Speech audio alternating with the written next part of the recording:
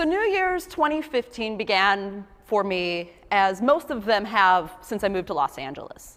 I spent my New Year's Eve with some of my best friends, having a great time, but also single. I don't normally mind being single, but sometimes on New Year's it kind of just rubs your face in it. Even though I'm with all the people that I care the most about, I'm kind of their second or third kiss at midnight. And I watch them all coupled up enjoying their first kiss, and it kind of makes me feel a little lonely. And normally I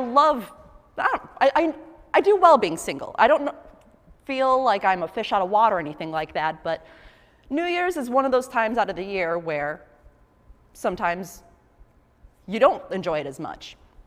And ever since my divorce in my mid-20s, my relationship life has been kind of a series of very short-lived relationships that end as soon as you realize it's not going to go anywhere. And that's fine. But in 2015, I was getting deeper into my 30s, and it was starting to kind of, that New Year's, wear on me a little bit. And so kind of an unofficial resolution I made to myself was maybe to look deep inside myself and kind of realize, is there something that I'm doing to kind of prevent myself from getting into a more serious relationship? So I decided to take the month of January to kind of ponder this a little bit and to eliminate any poor decisions that I may have been making in my 20s. Time to stop that, be a little bit more serious. So that's kind of how I started the new year in 2015.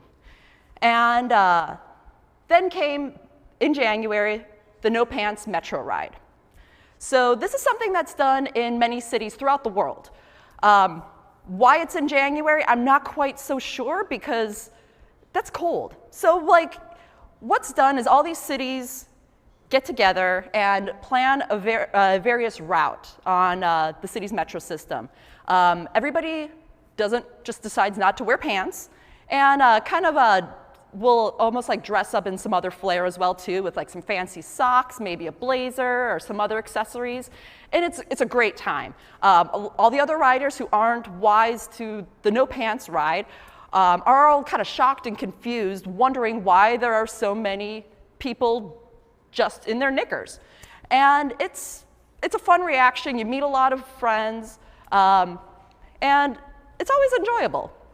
Then the after party is always a lot of fun as well too. Alcohol is flowing, you meet even more people, and even more crazy times happen. So this year, the No Pants Metro Ride, since I had my New Year's resolution to be a little bit more serious-minded about my love life, I told myself, okay, keep yourself at a 2-drink minimum, and don't give your phone number out to some random douchebag that you don't even want to talk to anyway. So I'm like, okay, great, not gonna do that. I'm just gonna hang out with my friends and keep pondering this higher thought that I'm having of what I can be doing to have a more serious relationship. So the No Pants Metro Ride happens, we have a great time. We go to Loaded in Hollywood for the after party, we see some bands, and after 2 drinks, I was like, okay, friends, this has been great, I'm going home. So move on throughout the week, and then all of a sudden, come Wednesday, I get a text from somebody that was programmed in my phone as Tony No Pants. Hi, Adriane. It was so great meeting you on Sunday. Would you like to see a movie this week? So here's the thing. I had no recollection of talking to anybody named Tony at the No Pants Metro Ride. I had no clue what any of this was about. So I kind of delayed texting him. And first, I called all my friends that I had hung out with that night. I'm like, hey, so by chance, do you recall me having met anybody named Tony? Anyone? No? No? Nobody remembered me meeting anyone named Tony. Nobody even remembered me really engaging that deeply with anybody that would have justified me giving my number to them. So since I'm so committed to making good decisions about my romantic life, I text him back. Hi, Tony. So glad that you got back to me. Maybe not a movie, but coffee? So Tony No Pants also lived in Koreatown. And we decided that we were going to meet at the corner of 3rd and Western. Public place, so you're safe, right? So we decided that next Sunday, 2 o'clock, we would meet at that corner.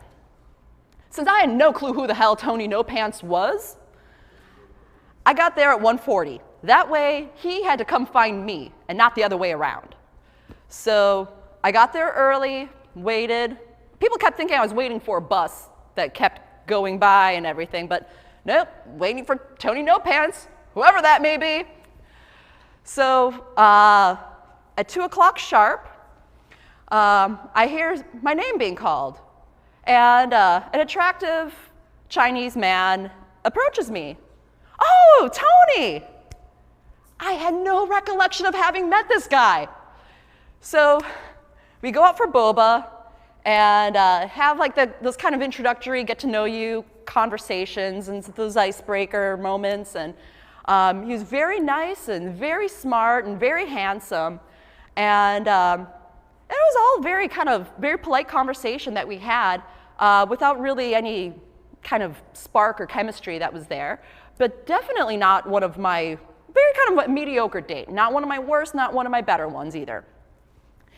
And as we were kind of talking, it became apparent that Tony No Pants was also kind of going through a bit of an existential crisis like I was, where he was also charging deep in his 30s as well, and hadn't found a partner yet, and feeling a little eager to do so.